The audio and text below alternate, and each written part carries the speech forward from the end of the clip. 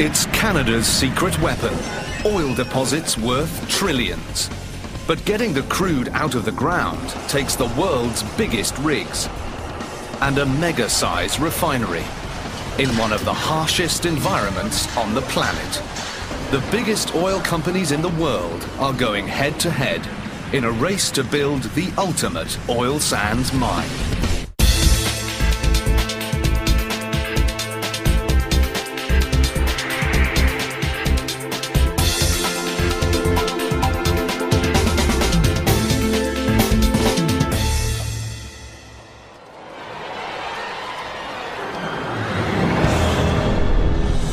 In the shadow of the Arctic Circle, 960 kilometers north of Montana, lies Alberta, Canada's massive forest. An expanse of virgin timberland the size of New York State, undisturbed for 10,000 years. Until now. At the Syncrude oil sands mine, one of the world's largest feats of engineering is under construction. A $10 billion mega project that covers over 100,000 hectares of wilderness. Home to almost 12,000 workers, masters of the biggest rigs on the planet, hard at work in the middle of nowhere. Why are they in this remote location? Battling against one of the harshest climates on Earth. Why put up with temperatures that can swing 80 degrees between the searing heat of summer and the deep freeze of an Alberta winter? Because just below the surface of this forest lies a buried treasure potentially worth $80 trillion. It's not diamonds. It's not gold. It's oil. Up to 3 times what the Saudis have in their backyard. And big oil companies will go to any length and do just about anything, no matter what the cost in dollars or impact to the natural environment.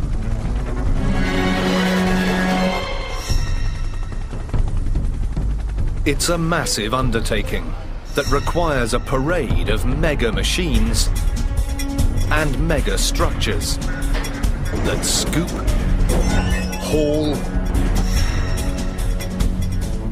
extract, and refine.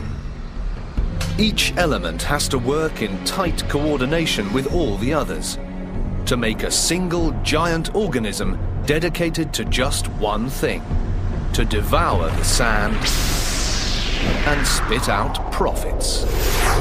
It's hard to describe a smell other than it smells like money. It must be an intoxicating scent, because the work is brutal. Nature has definitely stacked the deck against these guys. Because even though one of the richest oil deposits on the planet is right underfoot, it's nearly out of reach. No drill can tap it, because it's not a liquid. Instead, it's a sticky, tar-like oil called bitumen, mixed with sand to form a heavy, gritty dirt, loaded with potential, but utterly worthless in its natural form. Getting the oil, the black gold, out of this useless goop is imperative. But it's expensive.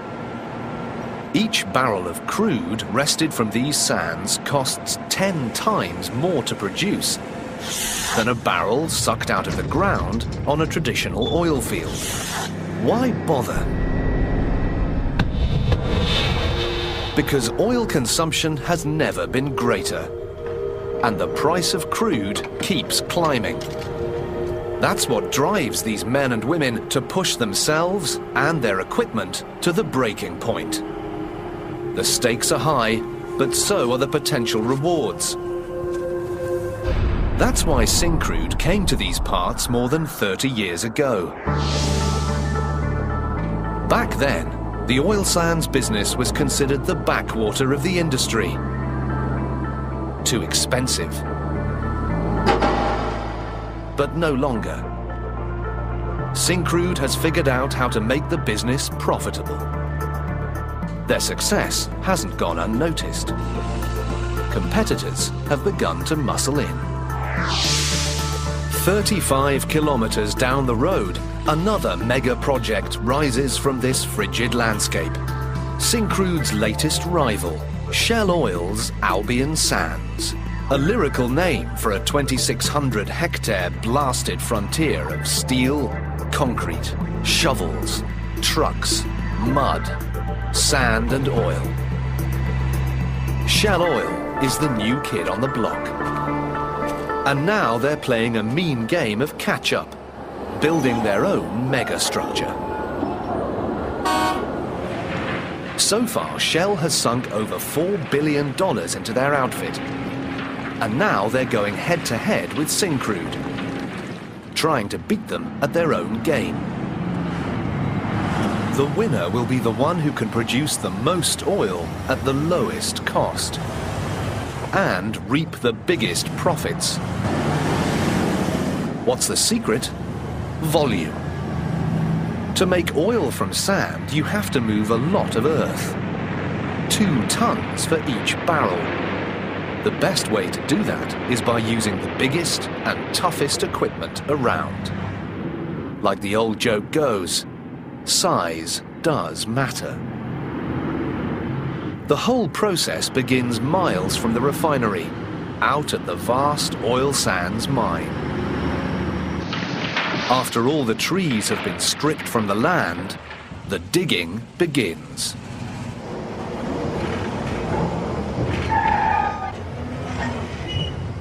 Every day of the year, they try to rip at least 435,000 tons of oil sand out of the ground. Falling short means falling profits. To get the job done, Syncrude invested hundreds of millions of dollars in some of the world's largest and most expensive mining machines, creating a multi-stage serpentine system for scooping up and transporting oil sands. At the head of that mighty beast, a dragline, a massive electric-powered shovel, standing almost 20 stories tall, capable of scooping 300 tons. That's like hoisting 27 fully loaded city buses in one go. It digs out canyons 50 meters deep. The dragline dumps its payload into a huge pile, food for this bucket wheel reclaimer that eats away at the mountain and transfers the rich load onto a ribbon of conveyor belts 40 kilometers long. When it's working right, one of these systems can move 6,500 tons an hour to the plant. Syncrude originally built 4 of these monster dig rigs. But things haven't gone quite as planned. Turns out that these muscular machines can be a little finicky. No match for the severe local temperatures. Under the strain of these extreme conditions, the equipment breaks down and cracks up. And whenever any single piece fails, an entire system drops offline, slashing oil output by 25%. So even though they cost hundreds of millions of dollars, Syncrude has decided to dump all 4 of their dragline systems. This is the last working crane and bucket tandem, and its last day on the job will be year-end 2005. What could possibly replace them? Big enough to do the job, but flexible enough to prevent a costly shutdown. Without a solution to that critical problem, the Syncrude boomtown would surely go bust. Miles from the Syncrude refinery, the mine was getting by on a hope and a prayer. The massive drag lines, once the pride of the operation, had proven to be its Achilles heel. So engineers made a tough call. Replace these monsters with an entire fleet of more mobile, faster shovels. They're smaller than the drag lines, but at the oil sands megastructure, smaller is a relative term. Meet the largest shovel of its kind in the world. 21 meters high, that's 2 school buses stacked end on end. Packing 8,000 horsepower, this 1,300-ton excavator is capable of lifting 90 tons of sand with every scoop. 9,000 tons every hour. But that would be a pointless exercise if they couldn't get that mountain of dirt to the extraction plant for processing. For that, you need trucks. Really, really, really big trucks. The Syncrude megastructure runs on these mean machines, a fleet of 33 of the biggest trucks in the world. Tipping the scales at 250 tons, each is over 6 meters tall, the height of 3 SUVs stacked atop each other. They can tear up the gravel at speeds up to 67 kilometers per hour, kicking up a blinding dust storm. Weighing more than a 747 jumbo jet, the truck is so big that the driver barely notices as the giant electric shovel drops more than 360 tons of sand into the truck bed. Running 24/7, 365 days a year, the dump truck fleet is the lifeblood of the oil sand operation.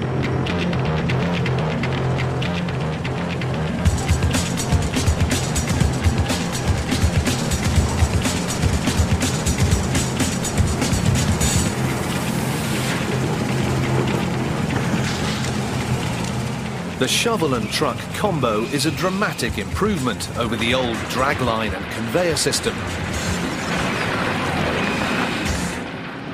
But nothing's perfect. During the spring thaw, mine roads start to soften up. It doesn't look especially muddy, but for a 250-ton dump truck with 360 tons of sand in its bed, this stuff is as treacherous as quicksand. With 1,200 loads a day moving from the mine to the plant, it's inevitable that sometime, somewhere, someone will get stuck. Like this guy. He's going nowhere fast. There's only one solution. Lighten the load and start over. 200 barrels of oil headed back to Mother Nature. A loss, but it didn't cause the mine to shut down. And even if the worst happens and the truck had become completely disabled, another can rush in to take its place. And the sand will keep on flowing, straight into the mouth of the extraction plant. The last leg of the journey begins here, at the train. That's the name that Syncrude has given to an innovative and expensive state-of-the-art transfer system. The train is composed of 3 parts. First, trucks dump their oil sands into gate-mouthed crushers that mince large chunks into bite-sized pieces. Next, the loose sands fall onto a powerful conveyor belt that transports them to a surge bin. It looks like a glorified funnel, but it is actually the heart of the transport system. It regulates the flow of sands coming into the processing plant, making sure that a consistent mix of oil, sand and rocks flows just right. Never too much, never too little. Finally, the sands coming from the surge bin are sent to a 42-meter-tall silo called the slurry prep tower, where the sands mix with water and then travel via pipeline to the main plant for processing. Since 1997, the train has run on time. A major success that engineers estimate has cut energy costs by 45%. In fact, the train has proven so valuable that the company has decided to roll the dice again. They're taking a big financial risk by building a new train. It's based on the existing system, so building it should be a breeze, right? Wrong.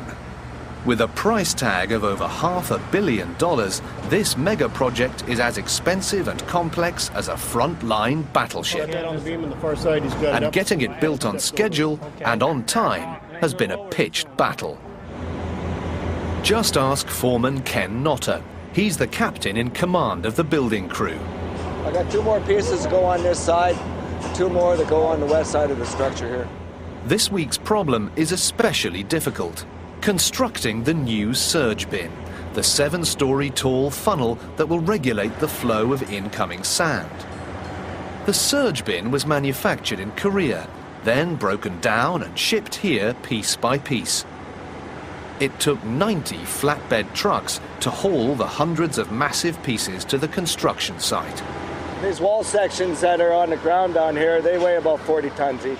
Ken's schedule and budget originally called for the crew to work 5-day, 10-hour shifts, but that plan went out the window long ago.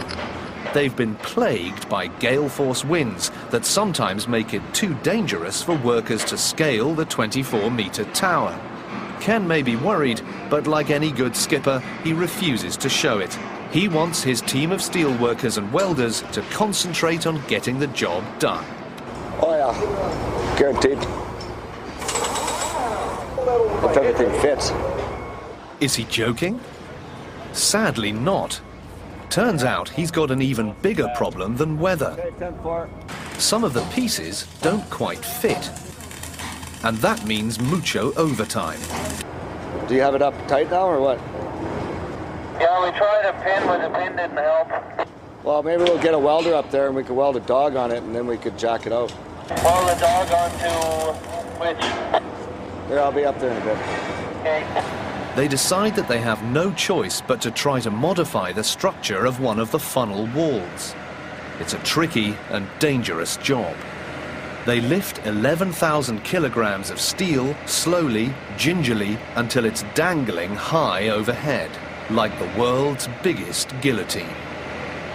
The crew slides the 12-ton puzzle piece into place. The time for brute force is over. Will it fit? A little tap, and voila! One mega milestone down, and many more to go. But other work can wait. The crew has given all they can, so Ken gives them the weekend off.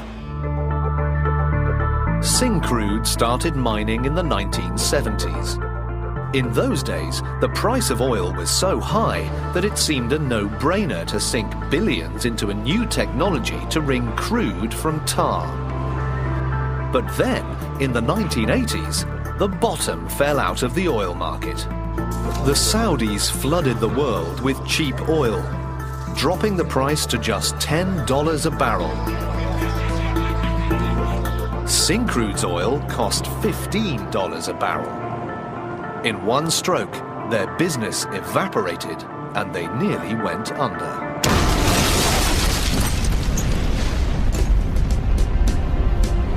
But rather than pull up stakes and write off their investment, they decided to bide their time. And now, things are going their way. Prices are jumping again, and that's brought in the competition. Shell Oil. They've sunk billions into their own oil sand mine at Albion. Are they crazy? Didn't they learn from Syncrude's earlier brush with disaster? No one knows what the future will bring. But this time, the picture seems different. Because demand is going through the roof. The United States alone burns 20 million barrels a day, more than any other country in the world. But not for long. China, with its exploding economy, is poised to take the lead, putting ever-mounting pressure on the world to find more oil at almost any cost. Shell began construction at Albion in 1999. It took 4 years and 14,000 workers to get the operation up and working. They've pushed themselves to the limit and paid a heavy price for their ambition. This is what an oil refinery fire looks like. This blaze, filmed at a refinery in Texas, killed 15 and caused millions of dollars in damage. In January of 2003, a devastating fire consumed the brand new extraction facility at Shell's site. Work ground to a halt for 4 months. The company hemorrhaged money, while workers repaired the damage. But they got off easy. No one died. What makes oil sand mining such a perilous enterprise? Because some of the huge structures that engineers have built are like massive bombs, just waiting to go off. Figuring out how to harness all that explosive power stymied scientists for generations. But it was Dr. Carl Clark in the 1920s who developed the first method. Syncrude was one of the first to put his system to work. The heart of the whole operation is here, in the extraction facility. This is where Syncrude fine-tuned the process and became the largest oil sand producer in the world. A title Shell would dearly love to claim for itself. How does it work? Nature gave the process a head start. A microscopic view reveals that each tiny grain of sand embedded in the oil is surrounded by a thin sheath of water. Without the water, the oil and the sand would be forever bound together. But with the water, the sand is isolated and can be removed. The recipe for separating couldn't be simpler. Just add more hot water, lots of it, some caustic soda, and shake well. Every day, nearly 500,000 tons of sand mix with hot water in these 100-meter-long monster mixers called tumblers. First, the machines shake out the largest of the rocks, violently. With the big stones out and some hot water in, the mix flows into these huge basins called separation vessels. More hot water enters the mix, and as if it were the world's biggest salad dressing, the oil, globules of bitumen tar, separates and rises to the top. With a consistency of molasses, the bitumen froth empties out into collection vessels. From here, the last step is the refining process that produces the gas sold at the pump. The leftover water ends up in waste areas called tailings ponds that stretch for miles. No one is quite sure whether Alberta's forest can grow back in this hellish wasteland. But for some, there's a silver lining inside even the worst industrial mess.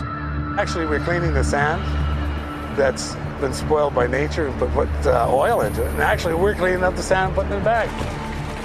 Cleaning the sand. That's one way to look at it. But no two ways about it. Shell's going to have to clean a lot of sand to catch up to Syncrude.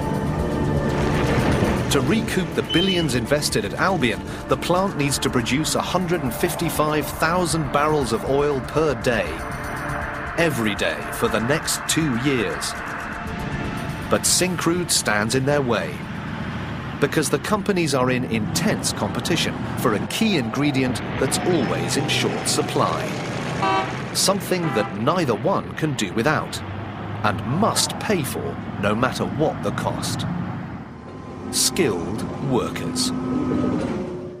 The job of finding and keeping good employees has fallen to Jeff Buckles. There's just not enough tradespeople to go around for all the work that's planned and in progress up here. The other thing is the infrastructure in Fort McMurray is really being stretched to the limits. The nearest town, Fort McMurray, is bursting at its seams. 60,000 people are crammed into what is essentially a frontier town. And it can't expand fast enough. We can get people up from Calgary or Edmonton to come and work here, but just the fact that they can't find a place to live limits how many people we have available to work for us. Housing prices are skyrocketing. And wages are even higher, thanks in part to a bidding war mentality created by the competing oil companies. Rance Gillingham is a good example. He's been shoveling sand for 15 years. He used to work at Syncrude. Now he works for Shell. It's a safe bet that this Top Gun didn't take a pay cut when he switched sides. The first bucket is the most critical bucket into the truck itself. Once the first bucket is in, as you can see, there is a good cushion then for dropping the second, third, and fourth buckets. Don't let the relaxed confidence of this pro fool you. There's intense time pressure on Rance. He's got just 2 minutes to fill each truck with 4 90-ton scoops. Any longer, and he won't make the day's goal. Today he's pushing Olive extra hard, because the ground is rock solid. Rance has to crack through the 2 meters of frost on the frozen tundra. The shovel's bucket is like an ice cream scoop digging into a frozen pint of oil sand ripple. It takes a master's touch. Once I lift the top off, then the bottom comes out that much easier. So there's a little strategy there. But even Rance can't outmaneuver the sand forever, because the stuff he scoops isn't only frozen, it's also incredibly abrasive. The shovels dig into the sand with enough power to hoist 200 pickup trucks. The combination of extreme force and rough sand is enough to shred even the steel teeth on the front of these dinosaurs. Every 12 hours, work halts so a team of mega dentists can replace worn-out pieces of the shovel. Weighing more than 90 kilograms brand new, a single tooth can lose 27 kilograms in one 12-hour shift. Enough metal is lost into the mine every day to make 2 full-size pickups. But wear and tear is part of the cost of doing business. Just ask Colin Ashton, extraction manager. He's been working at Albion since before the extraction plant was built. Each day, Colin grapples with a daunting problem. The grit coursing through the plant's network of steel veins poses a constant threat. We're basically processing sandpaper, and that sandpaper goes through the pipes and wears out the pipes in our vessels very quickly. Maintenance shutdowns are a fact of life.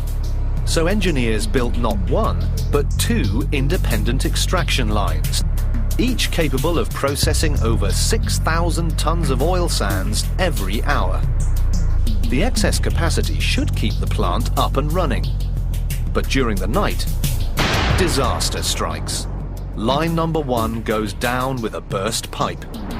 At the same time, line 2 is on the verge of an even worse blowout. So Colin has to shut it down as well, putting the entire extraction plant offline. Now the pressure's on to climb into the belly of the beast, to get this line back up and running as soon as possible. Their job? Swap out damaged banana screens.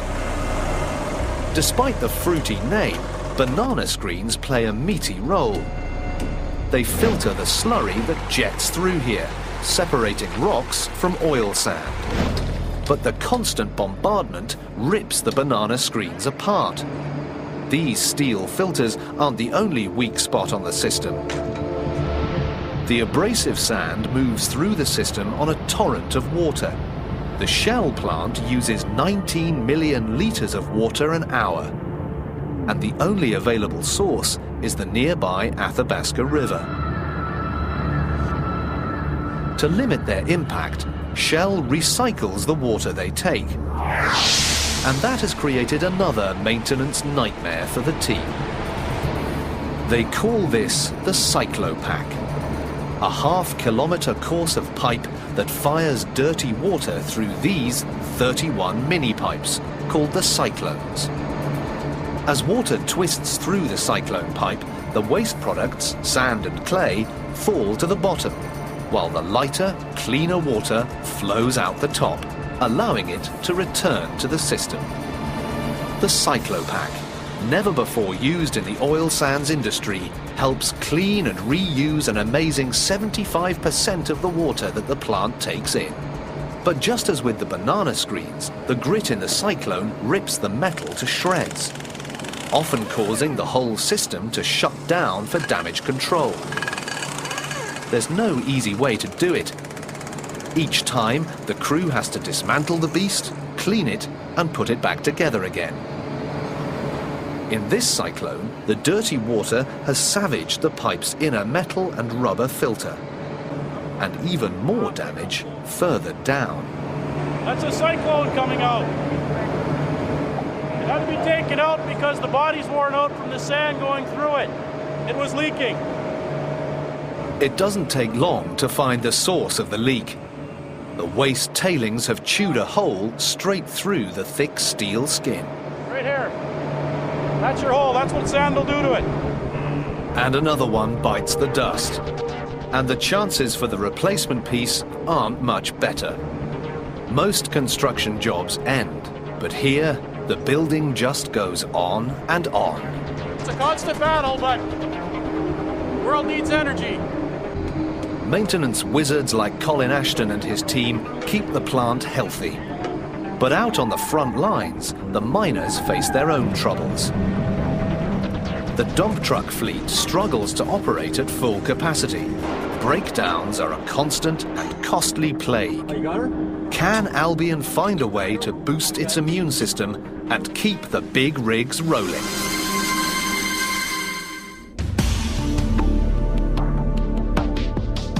After 12 hours of back-breaking labour, the Albion crew has finished the extraction repairs. And not a moment too soon.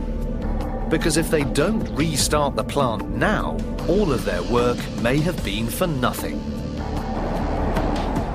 During a shutdown, the oil sand slurry sitting in the pipes and pump begins to congeal. If it's allowed to get too stiff, it could cause the system to seize up, like a massive coronary. Here in the control room, Tom Powell oversees the startup. He's like a surgeon, trying to get his patient's ticker up and running after quadruple bypass. His greatest worry is the integrity of the tailings pipe, which carries waste out of the operation.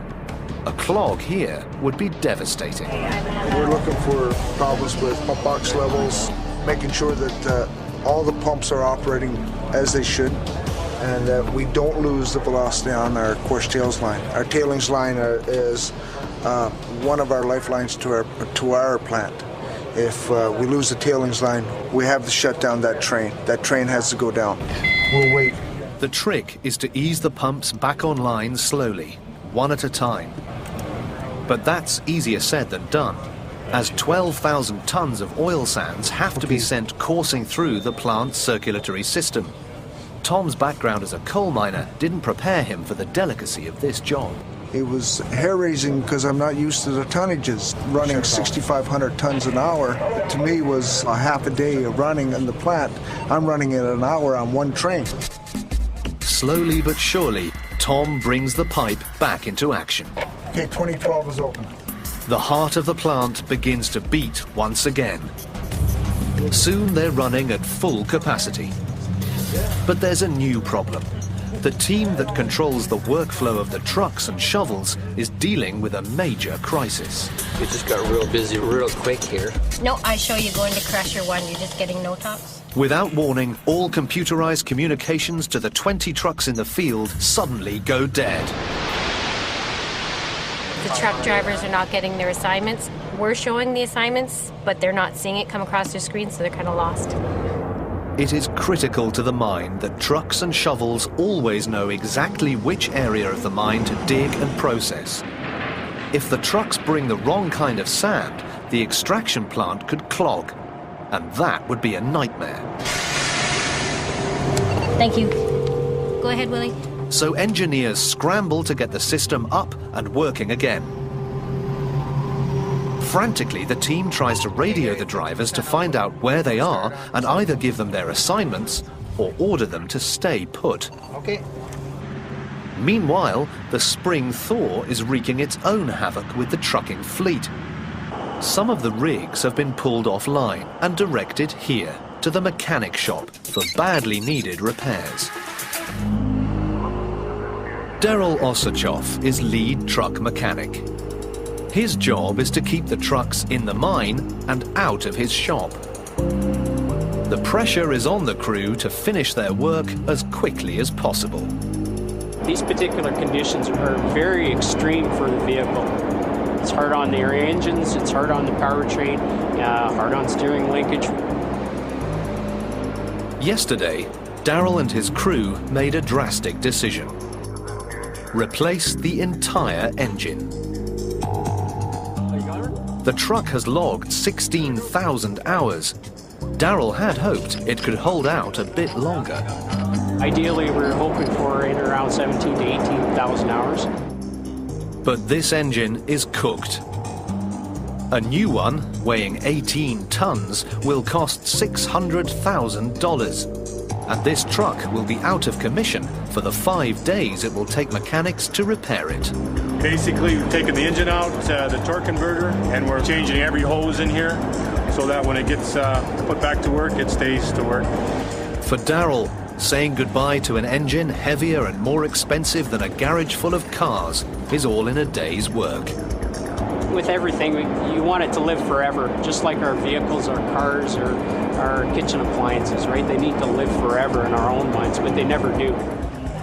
Meanwhile, back in the command center, engineers think they've located the communication problem that decapitated the truck communication network. Power went down at one of the substations. Now it's just a matter of rebooting the system and the trucks can roll once more. Yeah, you betcha. The control room can breathe a sigh of relief. A little thinning field? For now. It's back up and running perfect there now, so just the way it does 99.9% of the time here. That's why they get the big bucks. They're not the only ones. Salaries for truck drivers can reach over $100,000 Canadian. Wages are fat because labor is scarce. And that scarcity has opened doors for people who might not otherwise get a shot in a place like this. Drivers like Tyler. I'm 19 years old and the truck's $5 million. And Tamara. For 2 years, she's been breaking down gender stereotypes. The coolest thing about this job is just the reaction on people's faces when I tell them I drive the biggest truck in the world. After a few years of hard work, Shell's Albion mine gamble is about to pay off. And they've already decided to up the stakes. Now they're planning a massive $3 billion expansion that will double output to 300,000 barrels of oil a day, putting them in the lead as the world's largest oil sands mine. But the competition isn't about to take a challenge like that lying down.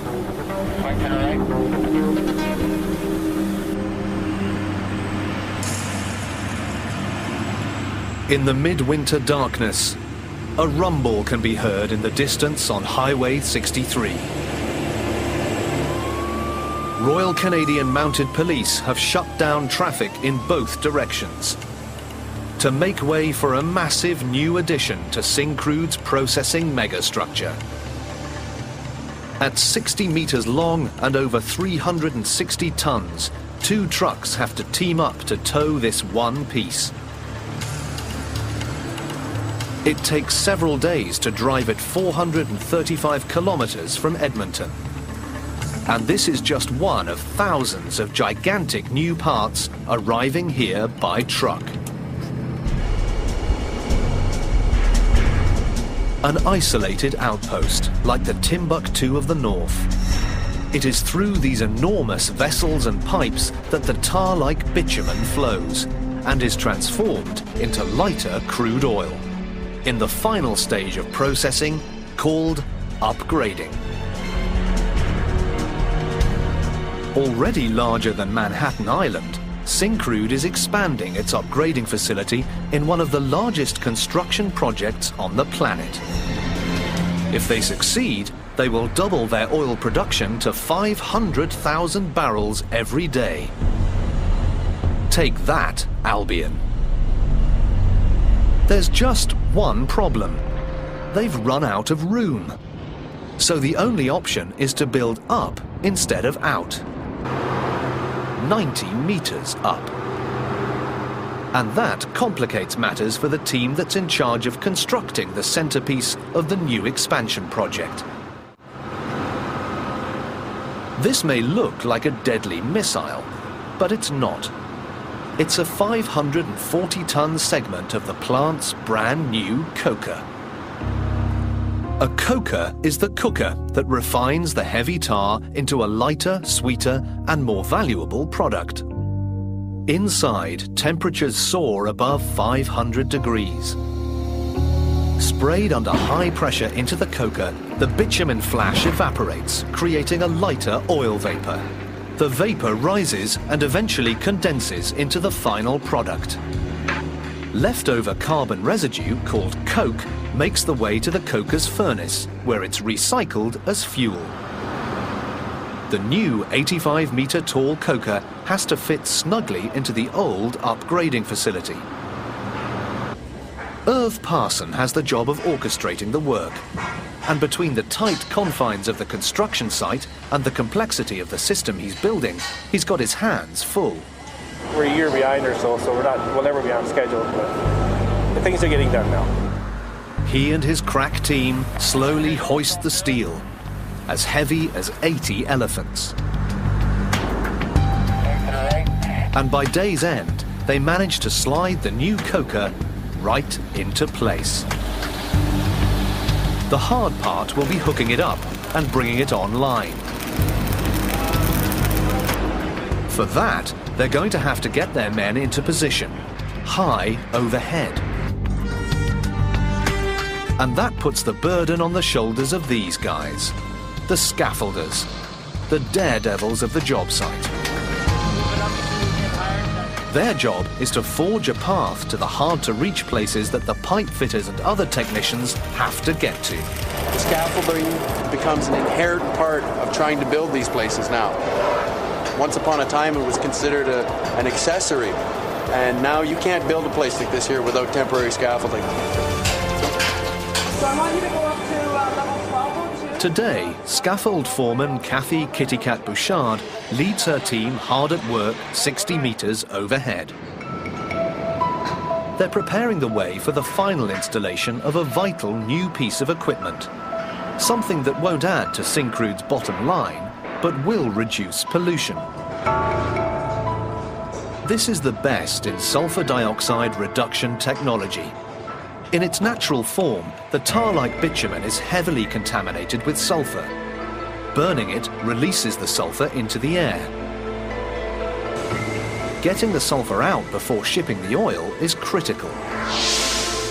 Some of the sulfur comes out of the bitumen in a molten form that eventually solidifies and ends up here, piled up to form these growing pyramids.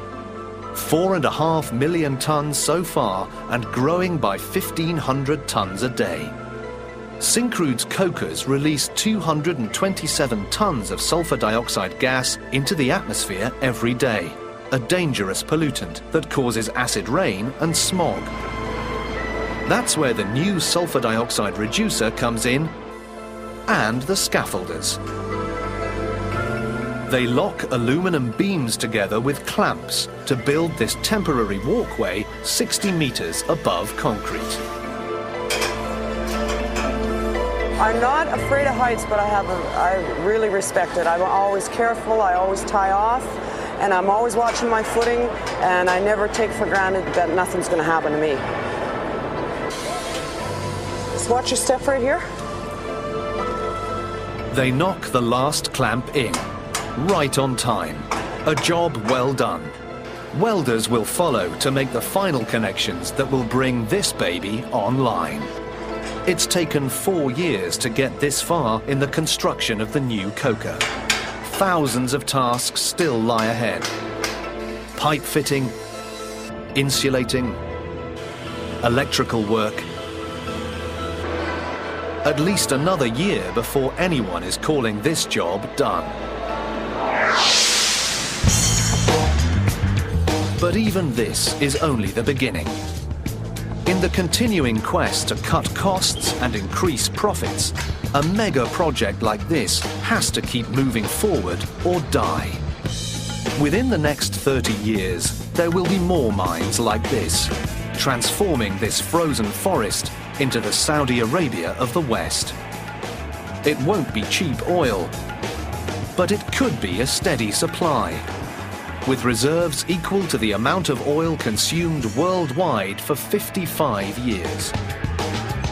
But extracting that energy is already having an unprecedented impact on the Canadian environment. Trees cut, water diverted, air and soil polluted. The oil industry has promised to restore the wilderness after the mines are no longer active. But no one knows how long that will take, or even if it's possible. For now, though, that seems a risk that the world is willing to take.